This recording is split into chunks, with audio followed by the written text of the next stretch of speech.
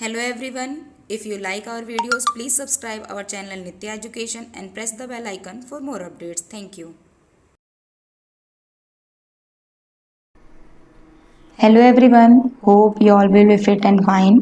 तो आज जो हम शुरू करने वाले हैं वो क्लास 10th का रियल नंबर चैप्टर 1 है, जिसकी एक्सरसाइज 1.4 करेंगे और उसका क्वेश्चन नंबर 1 करने वाले हैं। इस क्वेश्चन में बेटा जो क्वेश्चन नंबर 1 है उसमें आपको बताना है कि टर्मिनेटिंग और नॉन टर्मिनेटिंग फाइंड आउट करना है, लेकिन आपको जो एक्चुअल लॉन्ग डिवीजन होता है वो उस प्रोसेस से नहीं करना है। ठीक है, तो आखिर कौन सा मेथड यूज करेंगे वो देखते हैं हम लोग। ठीक, क्वेश्चन नंबर 1 है, without actual performing the long division state whether the following is rational number. आपको बताना है कि जो फॉलोइंग रैशनल नंबर है विल हैव द टर्मिनेटिंग, वो टर्मिनेटिंग है या फिर नॉन टर्मिनेटिंग डेसिमल एक्सपेंशन है। तो इसका क्वेश्चन नंबर 1 लेते हैं।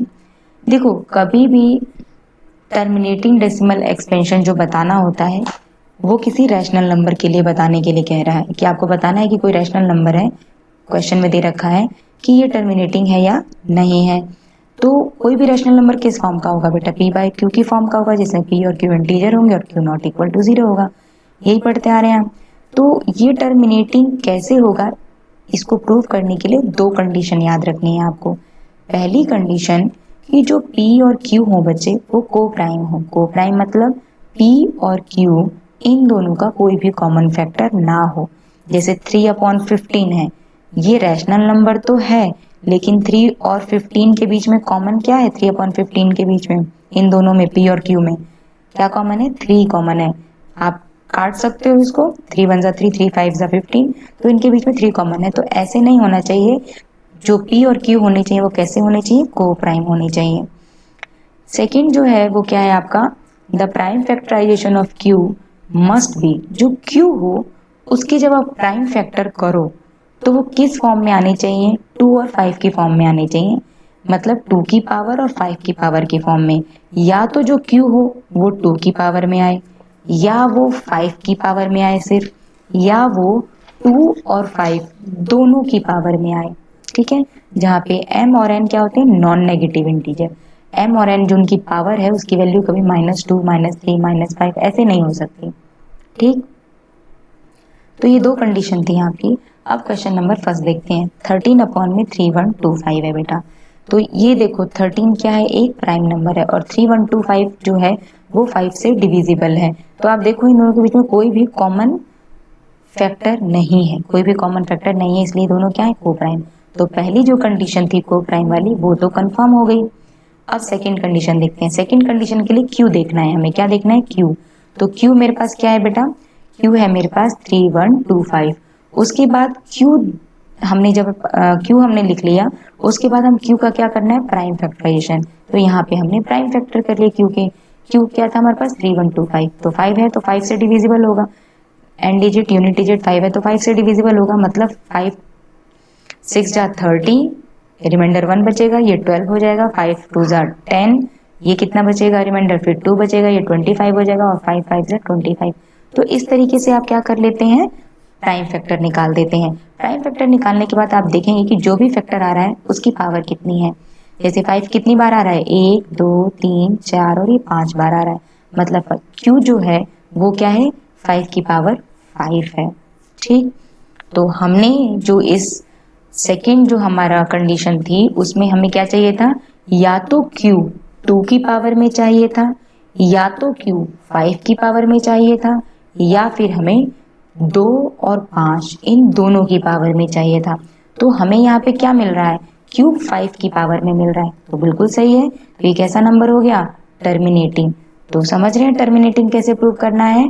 टर्मिनेटिंग के लिए सबसे पहले देखना है कि P और Q वो प्राइम हो। दूसरी चीज Q के प्राइम फैक्टर करने हैं, और प्राइम फैक्टर अगर या तो सिर्फ 2 की पावर में आ रहे हैं, या सिर्फ 5 की पावर में आ रहे हैं, या सिर्फ या दोनों 2 और 5 दोनों की पावर में आ रहे हैं, तभी वो नंबर टर्मिनेटिंग होगा। क्या होगा? तभी वो नंबर टर्मिनेटिंग होगा। अगर 2 5 इन दोनों के अलावा कोई और फैक्टर आ रहा है तो वो नंबर टर्मिनेटिंग नहीं होगा। ठीक है, सेकंड देख लेते हैं। 17/8। 17/8 बेटा कोई भी कॉमन फैक्टर नहीं है, मतलब 17 और 8 दोनों क्या है, को प्राइम है। अगर ये को प्राइम है मतलब पहली कंडीशन सही है। दूसरी कंडीशन क्यू के फैक्टर करने हैं। क्यू क्या है बेटा, यहाँ पे 8 है, तो 8 के प्राइम फैक्टर क्या होंगे आपके, आप मैंने प्राइम फैक्टर कर लिए, तो क्या आया 2 की पावर 1 2 3 आ गई। तो क्यू क्या आ गया हमें, 2 की पावर 3। तो ये 2 की पावर की फॉर्म में है, मतलब ये क्या है, टर्मिनेटिंग है। अब हम करते हैं क्वेश्चन नंबर थर्ड पार्ट करते हैं। 64 अपॉन में 455। अब 64 एक ऑड नंबर, इवन नंबर है, और 455 5 से डिविजिबल भी कह सकते हो, और ठीक है ये कैसा नंबर है, 5 से डिविजिबल में। इन दोनों के बीच में कोई भी कॉमन फैक्टर नहीं है, मतलब ये दोनों को प्राइम है, मतलब पहली कंडीशन सही। दूसरी कंडीशन में देखना है क्यू, तो क्यू आपके पास क्या है बेटा, 455। आपको पहली कंडीशन चेक करना बहुत जरूरी है, आगे क्वेश्चन करते वक्त देखेंगे हम। तो क्यू क्या है यहाँ पे 455। 455 के क्या करने हैं, प्राइम फैक्टर। तो आपने देखे कि यहाँ पे फैक्टर जो है वो 5 आया, 7 आया और 13 आया, तो इन तीनों को मैंने लिख लिया।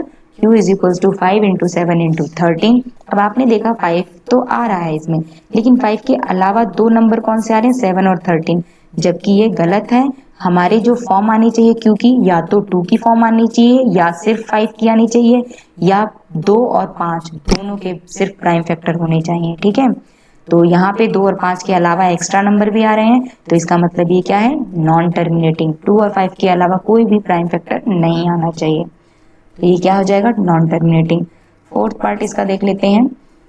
15 अपॉन में 1600। अब बच्चे क्या करते हैं कि पहले कंडीशन तो चेक नहीं करते कि ये को प्राइम है कि नहीं, और वो फटाफट क्यू ले लेते हैं और आंसर निकाल देते हैं। आप देखो 15 और 1600 में क्या कॉमन है, 5 कॉमन आ रहा है ना, दोनों 5 से डिविजिबल हैं। तो हमने सबसे पहले इसके कॉमन फैक्टर हटाए। तो कॉमन फैक्टर हटाने के लिए क्या करना पड़ेगा, 5 से डिवाइड किया, 5 3 जा 15, और 5 से डिवाइड किया तो 5 2 जा 5 3 जा 15, क्या रिमाइंडर 1 बचेगा 10, 5 2 जा 10 और 0 का 0। तो ये आ गया हमारा क्यू। अब 3 और 2 320 में कोई भी कॉमन फैक्टर नहीं है, मतलब 3 और 320 जो है वो क्या है, को प्राइम है। तो क्यू क्या है, 320। 320 के जो प्राइम फैक्टर है वो हमने क्या निकाल दिए, इस तरीके से निकाल दिए। तो 2 की कितनी पावर आ रही है, 6 आ रही है, और 5 सिर्फ एक बार आ रहा है, तो इसको इसकी फॉर्म में लिख दिया। अब जो क्यू है किसकी फॉर्मेट में है, 2 और 5 दोनों नंबर आ रहे हैं, मतलब ये क्या हो गया, टर्मिनेटिंग हो गया। करते हैं हम फिफ्थ। तो इसमें 29 और 343 के बीच में कोई भी कॉमन फैक्टर नहीं है, इसलिए ये क्या है, को प्राइम है। तो Q जो है 343 है, और Q के हमने क्या कर दिए, कॉमन फैक्टर कर दिए। यहाँ से निकल गए हमारे कॉमन फैक्टर, और वो क्या है बेटा, 3, 7 की पावर 3 आ गई। तो 7 की पावर 3 आ रहा है, मतलब ना तो ये 2 की पावर आ रही है, ना ही 5 की पावर आ रही है, और ना ही दोनों का कॉम्बिनेशन आ रहा है। तो 7 की पावर आ रही है, जो कि क्या प्रूव करता है कि ये नॉन टर्मिनेटिंग है। 6 देखते हैं। अब यहाँ पे आपको ना प्राइम फैक्टराइजेशन करके देखने की जरूरत नहीं है, क्योंकि जो Q दे रखा है वो उसी के फॉर्मेट में दे रखा है। 2 की भी पावर आ रही है और 5 की भी पावर आ रही है। तो 2 की पावर की फॉर्म में और 5 की पावर की फॉर्म में है, मतलब ये कैसा नंबर है बेटा, आपका टर्मिनेटिंग नंबर है। कैसा है, टर्मिनेटिंग है। ये आप देखते ही सिर्फ बता दोगे, इसमें आपको सॉल्व करके देखने की जरूरत नहीं है। उसके बाद ये आता है 129 अपॉन में 2 की पावर 2, 5 की पावर 7। 2 और 5 के अलावा एक और नंबर है 7 की पावर 5। यही क्वेश्चन गड़बड़ हो गया। 2 और 5 के अलावा कोई भी दूसरा प्राइम फैक्टर नहीं आना चाहिए था, जबकि इसमें आ रहा है 7 की पावर 5, जो कि गलत है। तो हमारे पास क्या आ जाएगा, नॉन टर्मिनेटिंग हो जाएगा ये, ठीक है। तो याद अपने दिमाग में रखो कि जो Q होना चाहिए या तो 2 की पावर में आना चाहिए सिर्फ, या सिर्फ 5 की पावर में आना चाहिए, या 2 और 5 दोनों की पावर में आना चाहिए, ठीक है। उसके अलावा किसी भी नंबर की पावर में आए तो वो नॉन टर्मिनेटिंग है, ठीक है।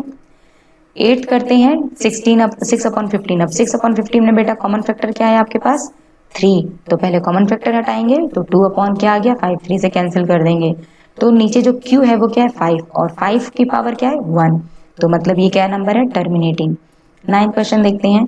35 अपॉन 50। 35 अपॉन 50 मतलब बच्चे क्या, कि इसमें कॉमन फैक्टर है क्या है, 5। तो जब 5 कॉमन फैक्टर है तो आप क्या लिख सकते हो, इसको काट क्रॉस करके क्या आ जाएगा, 7 अपॉन में 10 आ जाएगा। 5 से कैंसिल कर देंगे।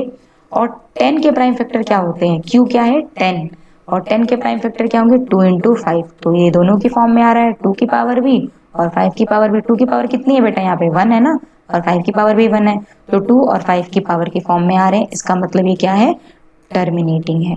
तो ये था हमारा क्वेश्चन नंबर फर्स्ट, जिसके 9 पार्ट थे और हमने टर्मिनेटिंग और नॉन टर्मिनेटिंग निकाल लिए। तो टर्मिनेटिंग डिजिट कब होगी बच्चे, जब कोई रैशनल नंबर को के जो p और q होंगे वो को प्राइम होंगे।